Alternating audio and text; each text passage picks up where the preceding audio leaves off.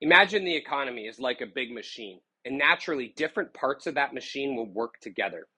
The Fed funds rate is like a dial that controls the cost for banks to borrow money from each other for very short periods of time, like overnight.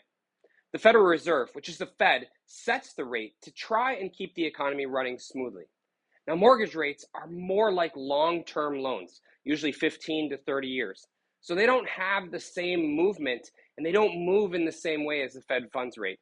Even though the Fed funds rate is an important one for the overall economy, mortgage rates are actually influenced more by other things like inflation. If inflation is high, lenders raise mortgage rates because the money that they'll be paid back in the future will be worth less. And bond markets are another one. You see, mortgage rates tend to follow the yield on long-term government bonds, which are influenced by investor expectations about the future of the economy. So while a Fed rate cut or rise may signal changes in the economy, the mortgage rates depend on factors like inflation, the bond market, and not directly on the Fed's short-term rate. It's like when the school bell rings, which is like the Fed funds rate. It signals something is changing, but it doesn't directly affect how fast a student walks to class, which is like the mortgage rates.